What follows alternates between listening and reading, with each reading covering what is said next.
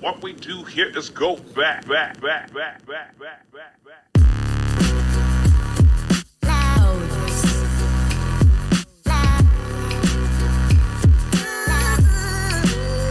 What's going on, everybody? Welcome to the Dear Chula podcast. I'm your host, Ella. I have my wife. I have my wife with me, Haley, right here. Hello, guys. What's going on? Episode 2. I know, we got so much love and so much feedback. We're so excited. Honestly, we didn't expect to get as much feedback as we did and as much love as we did from episode 1, but it was really incredible to see. I know, everything. I'm still shocked that we got that much love. Yeah, I mean, it was really funny to see like our family and friends like interact and like especially the ones who haven't really met us yet. Yeah, your friends was like, I didn't know Ella acted like that.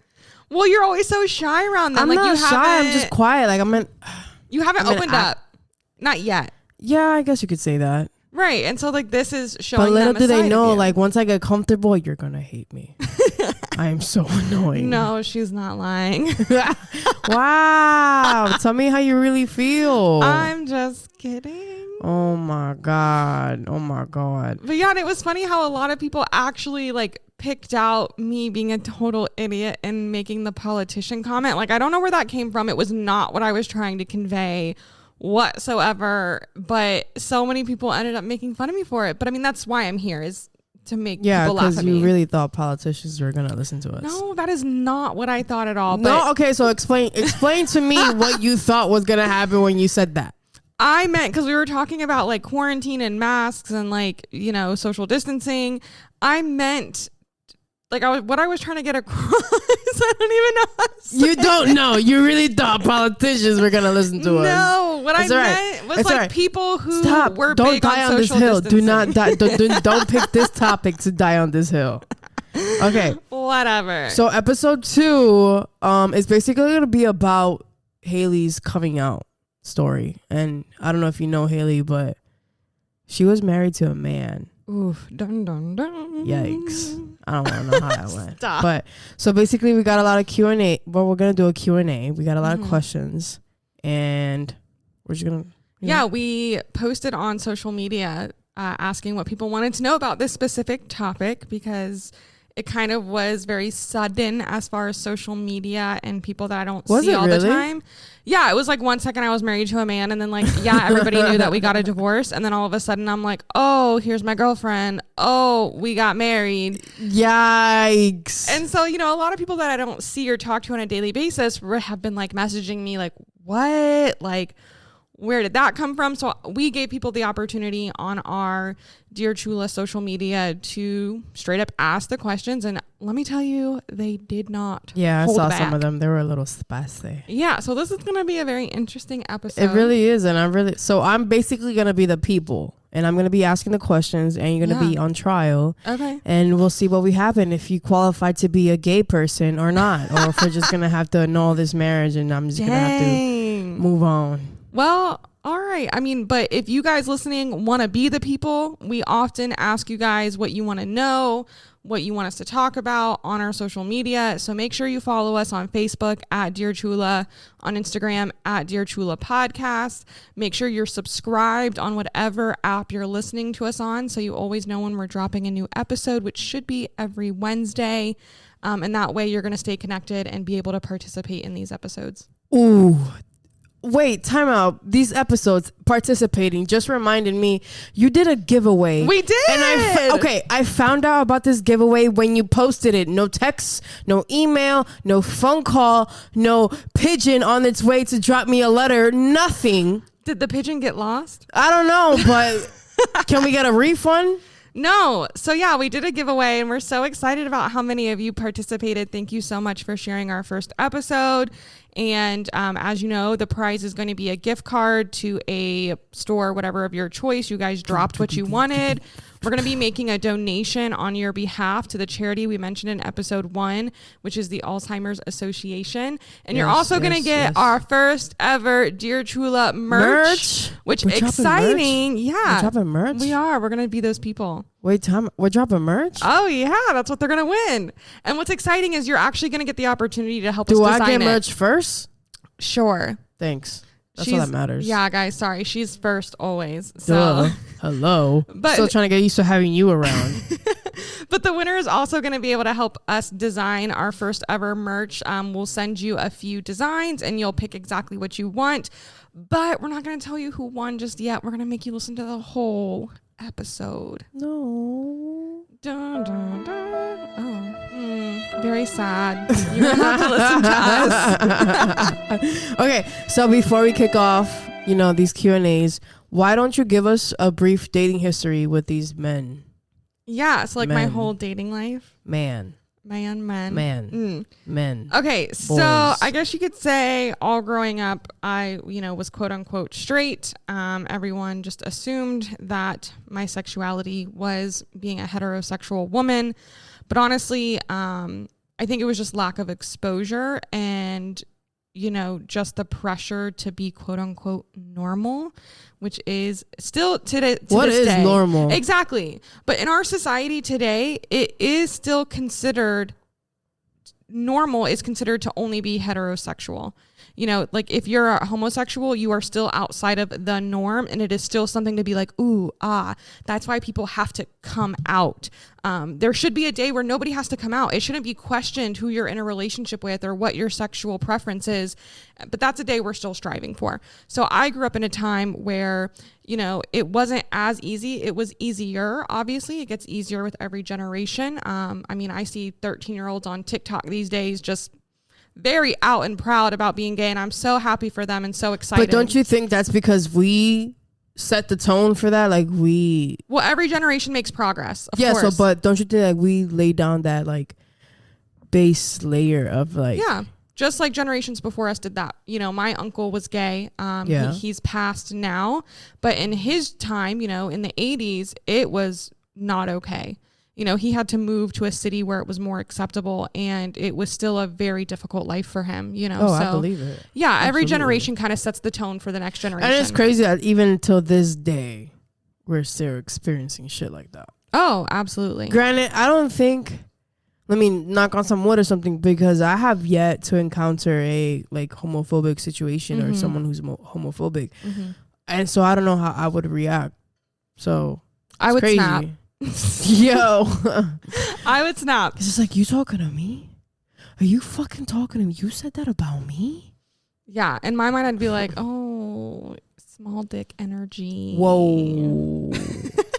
But yeah, anyway, so I grew up dating boys. That's what all my friends were doing. It's what I saw every girl in my life doing, was dating boys. And I try to blend in. Yeah. And so from a young age, I always kind of felt like I was pushing it, like it was like a square trying to fit into a circle, but I wanted to be normal. I grew up with a lot of different medical conditions, mental health issues. That's a great analogy. Yeah, it is. Yeah, I love that. But yeah, I always grew up with so many issues, even into my young adult years.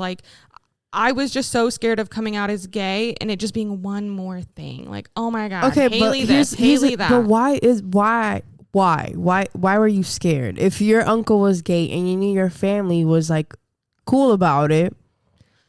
Yeah, so my family is very accepting and they're very loving, but again, I had no exposure. So I went to a private Christian school growing up.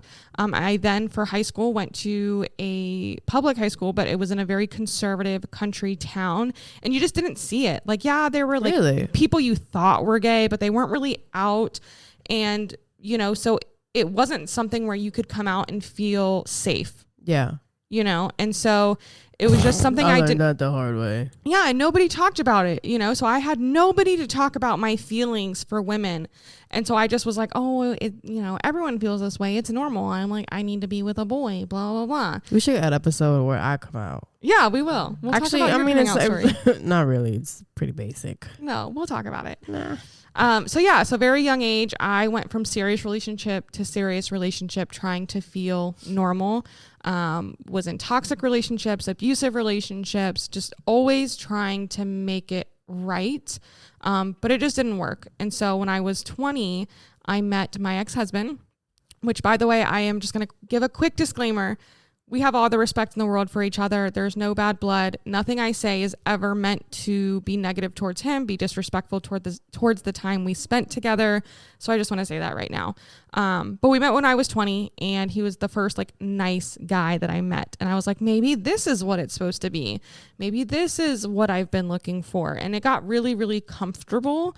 And so I just kind of fell into it. And I never explored that other side of me, because I just didn't have enough exposure. I didn't have enough experience. Like you said, my uncle was gay. Yes, my family would have accepted me for being gay, but I always heard them make comments over the years of, it's a harder life. We just want your life to be easy. It really wasn't that hard. Everything that he went through was difficult. When you do certain things, you are adding roadblocks into your life that are going to make it difficult. So it was always that kind of mentality, like that heteronormativity and just wanting to be normal, because I was not a normal person growing up. I didn't want one more thing to add to the list. So that's, I guess, the summary. Okay. Wow. Yeah. That was very in-depth for a summary. Heterosexual. I guess you can say that. Okay, so what are these questions? I don't know, but I'm looking over these questions and I'm just like, damn, yo, like, yeah. Are we about to get into it? Yeah. Should I, do you want me to go in random or like in order or like? I feel like just go in order so we don't miss anything. Okay, cool. I'll go in order. So the first one is, have you always liked girls? The simple answer should just be yes. Just say yes. Yes, kind of like what I explained before. I kind of always suppress those feelings. Of course, every girl has that phase where they start making out with their friends to impress guys. But I never wanted that phase to stop. And even as I got older, I was the girl who could always be caught in the club making out with a girl in the corner. Yo, like, what if one of these girls is listening to this shit? I'm sorry. But don't get me wrong, there were friends that I made out with that it was nothing sexual, like that was pure being young and dumb and drunk or whatever. But the random girls at the club that I made out with, listen, if for whatever reason you're hearing this, I meant it. It wasn't just for fun. Okay, I thought you were gonna say something else. No, I was about to throw hands. You think I was about mess to your words? Okay, be careful. Happily married woman here. Okay, yeah. You better say that. But yes, I've always liked girls. So if you always liked girls, then why did you marry a guy? Again, it came down to the pressure of wanting to be normal and wanting to fit in, and not having that exposure. I guess I'm having a hard time because you came out very young. Yeah, I came out when I was 14 and, that shit was a hellhole. Yeah. Like... I know. Fuck. But I think everyone has different experiences depending on the environment in which they grow up in. Yeah. Well, let me just get this out right now. You lived in New York. You probably saw that shit everywhere. Maybe. She just dropped her phone. Sorry about that, guys. I know. I'm sorry. I don't know. Like, maybe I did. Maybe I didn't. I guess. Yeah. I mean, I distinctively remember not ever seeing it, but always wondering in my head, like, is this a thing? Like, is it okay? So you never seen like TV shows or nothing like that? Like a little, but like, TV shows always seemed like let me out tell of you, reach. Let me tell you how we're going to get all the lesbians right now. Back in the day, when I was like, I'm going to say 15, 16. The L word? No, fuck that. Ain't nobody care about it. I was a teenager back then. Ain't nobody watched the L word when I was a teenager. Okay, sorry. Listen, South of Nowhere. Never heard of her. Because you're a baby gay. You're a baby gay. Listen, okay. South of Nowhere was the shit for every lesbian around my age. See, again, that's no how exposure. We connected. No exposure. Damn, that's crazy. Yeah. So that goes in like an internal gay person. Like, yeah, and I also think that I was never homophobic externally, but I definitely struggled with internalized homophobia. So being scared that I was gay. And again, it was because it was always in my head that it was a harder path. It was a harder life. Gay people are still seen as outsiders, and I didn't want to do that to myself and to my family. Not that that's the right mindset to have these days. No, I know that. So you were like thinking like back then there were like gay people were outsiders, because nowadays. Yeah. Okay. I was gonna say nowadays, like, there's a gay person in every corner. Right. But for most people, when you see a gay couple walking down the street holding hands, kissing, you do a double take because it might be uncomfortable for you. We've experienced that. Yeah, I know. You know, so yes, like it still is that way. It still can be uncomfortable. Okay. And so I think that I just wanted to try to fit in. And so because I had this person in front of me that was nice, that was caring, that loved me, I was like, all right, like this could be it. Yeah. So when did you think, so you were married. Mm-hmm. Cool. When did you think, at what point were you bi?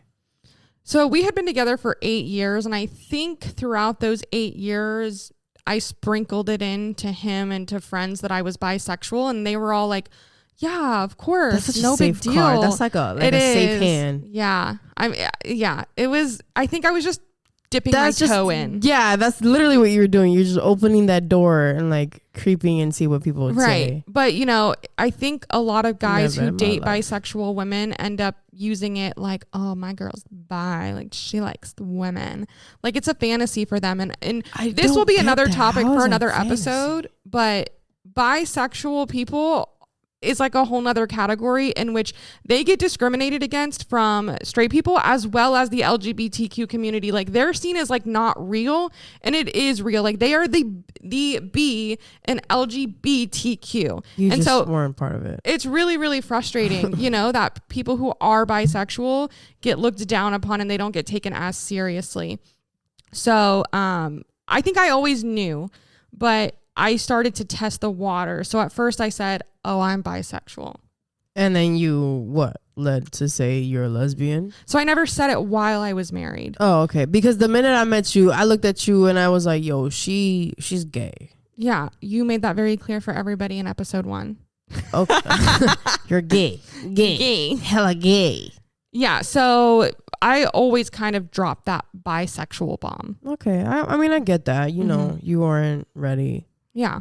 So by all means, you come out whenever you want, do what you want, whatever, fuck who you want. But I couldn't because I was married. So it was really just me like, I'm bisexual, but I can't do anything about it. Okay. So did you get married because you wanted to be with a woman? Did I get married? No, did I get divorced? Oh, yeah. I'm sorry. Ahead of myself. Did you get divorced because, you know? So there were a lot of factors in my divorce. I will take 80% of the blame as to the failure of my marriage. Really? Oh, absolutely. Yeah. I mean, are you saying that because you're like, you know, being recorded? No. Sure? I've told my friends that too. And I've been honest with that. Obviously we were young when we got married. We were together for a total of 8 years, got married. And I don't even know, like more than halfway through that 8-year relationship. But, yeah, it got to a point where I couldn't hold back who I was anymore. And I never gave myself the ability to explore that part of my sexuality because I went from one serious relationship to the next with a male. Yeah. And so it ended up coming out and I unfortunately went about it the worst way possible. Yeah. Yeah. And so do you want to tell the people the worst way you went about it, or should we save that? I mean, it's okay. I cheated. Oh. Yeah. I mean, it's not okay that I did that, but it's okay to share it. I'm open book. This is why we're making a podcast. Stop. Okay, you could say the same. We'll talk about your marriage another episode. All right, we'll talk about your marriage. That was just paper. That, oh God. Yeah. So call me out. I'll call you out. Okay. So, but yes. So I did not get divorced simply so I could date women because after I got divorced. You wanted to live your truth. Right. I wanted to explore my truth. And after I got divorced, I didn't even explore it. I was so scared. I was like, what did I do? Did I ruin my life? Like I still was terrified to be a gay woman. And I went the opposite direction and had a hell of a hoe phase that was very confusing. There's some hoes in this house. There's some. The only hoe in this house is you. Okay, whatever. But yeah, so even after I got divorced, like it still took me a good almost 2 years to like swallow the pill that I did not enjoy being with men. So, okay, explain to me this then. You went through all this shit. Mm-hmm. What cracked? What gave you the I'ma fucking live my life now? So I think it was just exhaustion, honestly. Yo, that that pressure, that shit kills. Like, you're constantly tired. I remember that, especially being at 14, having to come out. You're just like, fuck. Yeah. That shit puts a lot of that shit You know, does during that 2 years after my divorce, I was letting a lot of people, but mainly men, use me because I knew it wasn't going to go anywhere. And I'm a giving, loving person. And like I said earlier, I kept trying to make a square fit into a circle. And I kept questioning, why can't I make it work with any of these guys? Like, I just want to be quote unquote normal. Like, I just don't, you know, I'm scared to come out. I'm scared to live my truth. And so I think after the final time, I had gotten hurt because I let someone use me. And I was on my friend's porch during quarantine. Shout out to Club Porch, me and her, to limit capacity. Thank you very much.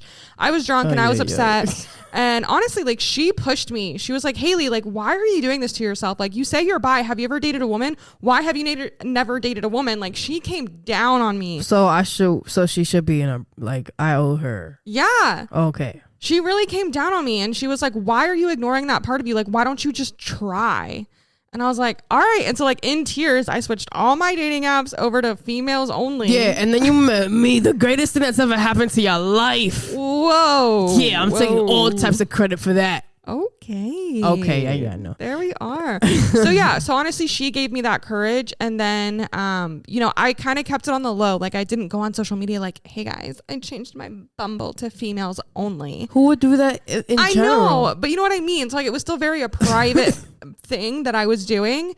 And then, like, once I met you, once we clicked, I was like, oh shit, I just wasted 29 years. Okay, really? 29 years? That's You know what I mean? dramatic. You know what I mean? Okay. So your families and like your friends and family have met me. I know they love me. I'm amazing. Yeah. They don't have to tell me. I can tell myself. Yeah. Let me stop. So what were their responses to you being with me? So none of my friends were like shocked or upset.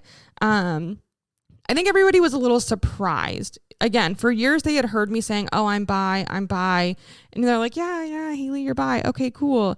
You know, but I don't think they ever took it seriously to the point where I would date a woman. For example, I had a friend who reached out to me when I first posted about us dating on social media. Yeah. And his exact statement was, oh, I knew you were into girls, but I didn't think you'd actually ever date one. What the fuck? But I think that like aligns with what everybody thought. Honestly, like, I had never really said it to my family before, only my friends. So obviously my family was very like, whoa, this came out of left field. What are you talking about? It's crazy because even today I was hanging out with Damien and we got on this topic about you being gay. And he said, when he saw you, long conversation. He said, when he saw you, he didn't think that you were like, you didn't look gay.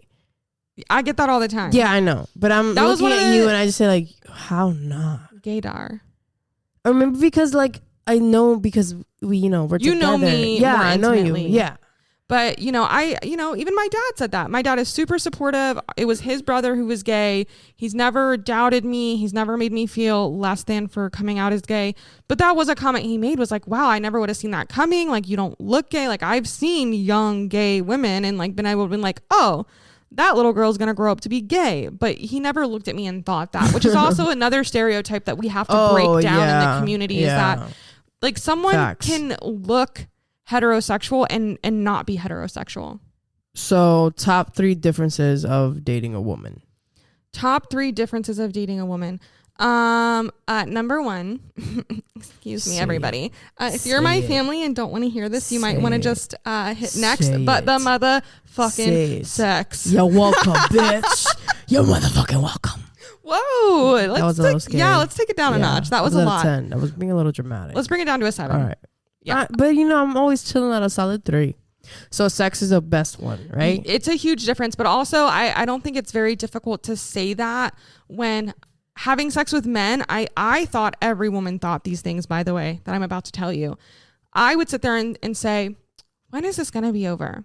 Yeah. How much longer? Yeah. Or does he really have to put it in? Like, does he need that? Like, can't we just do something else? None of that sounds okay. Yeah. Like, I was really good at faking it. shout out to my 4 years in drama class in high school. Thank you. I accredit it to my teacher. But like I always had those thoughts when I was having sex with men. And so I think it was really easy once me and you got physical to be like, oh, okay, yeah, that's a big sign.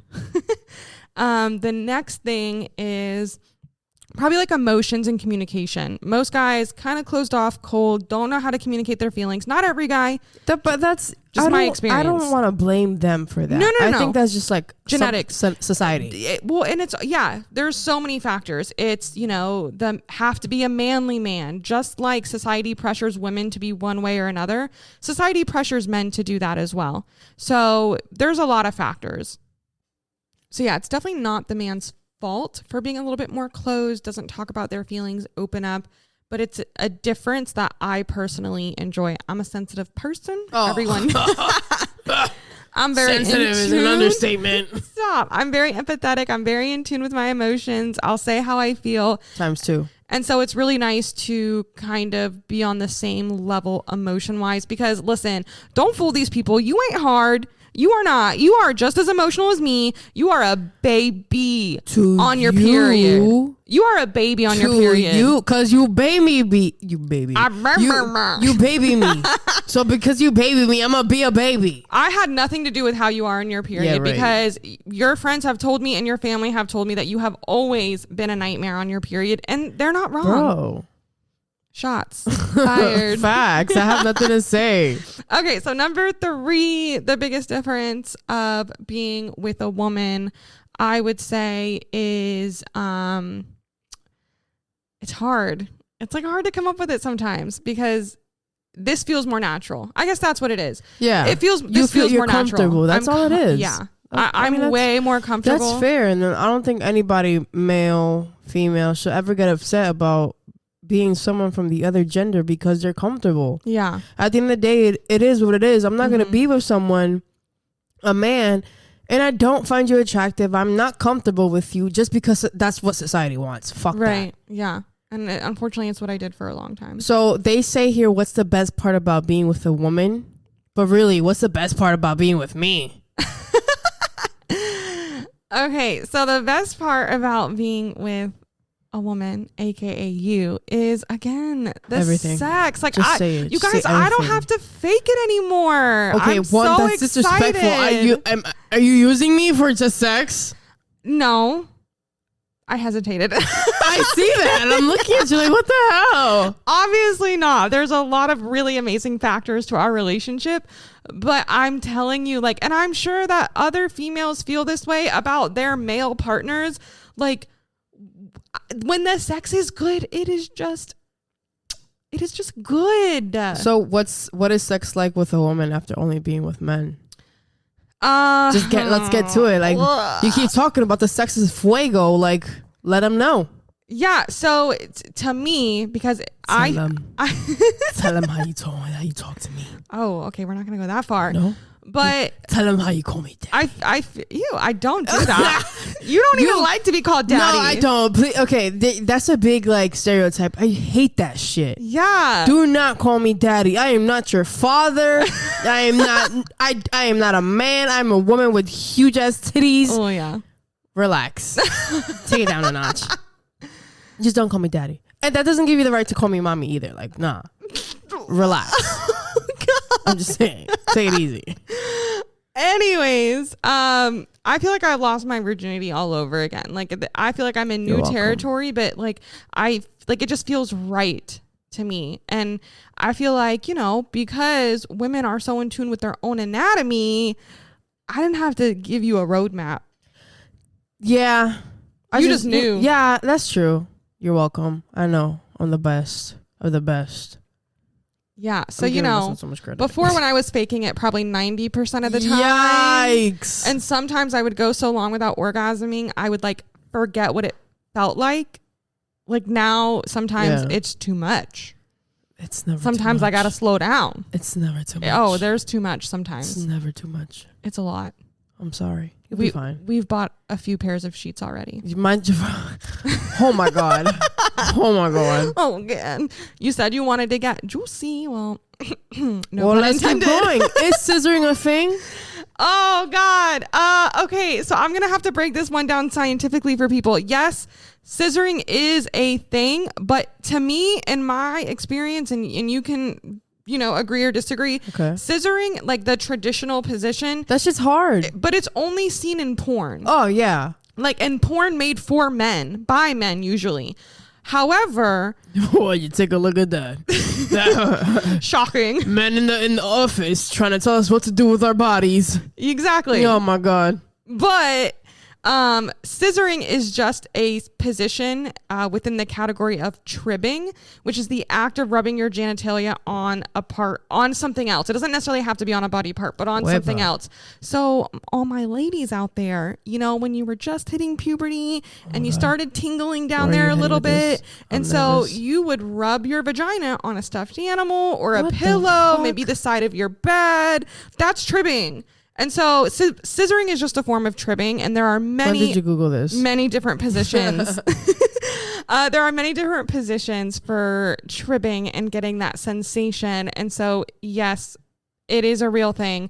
And I know this because I was very intimidated to have sex with a woman, and I didn't want her to leave me because I was too far behind. Oh my God, you're gonna tell them? I'm going to tell them. You read she read a fucking book, guys. I read a book, y'all. She read a book before she met me. No, it was when I met you. Oh, was it? Yeah, because remember our first time was like not a disaster, but... Our first time was the first night we met, Haley. Oh, okay, wow. We're just going to throw that out there. Mrs. I don't usually do this. Bitch, you gave it up on the first night. Okay. You gave it up in 3 hours. Yeah, well, it just felt right. Hey, what can Listen, you say? I don't slut shame. Do what you want to do. Oh, I made a hell yeah. decision Live for my your body. life.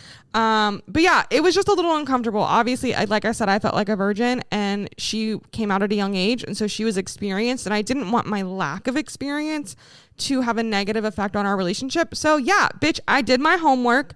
I know what to do. I went to the internet. A whole motherfucking scholarship now. Yeah, literally, look at me. Graduated. I got a master's. Whoa. I'm still working up to my doctorate, but I got a fucking master's. You maybe have your associates. Whoa. Relax. You still have so much to learn. Take it easy, Lyra. Okay, yeah, every night. This is the best I've ever Oh, had. baby Yoda head ass.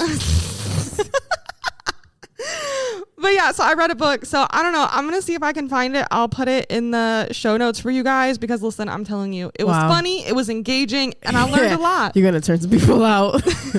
Okay, so the last question basically is, who's the boy and who's the girl? I hate this question. Okay, you know what? I'm just going to answer this. You Okay. answer this one. Nobody is the boy and nobody is the girl. We are two women who love each other and respect each other and want to be with each other, because at the end of the day, it's not more of a gender thing.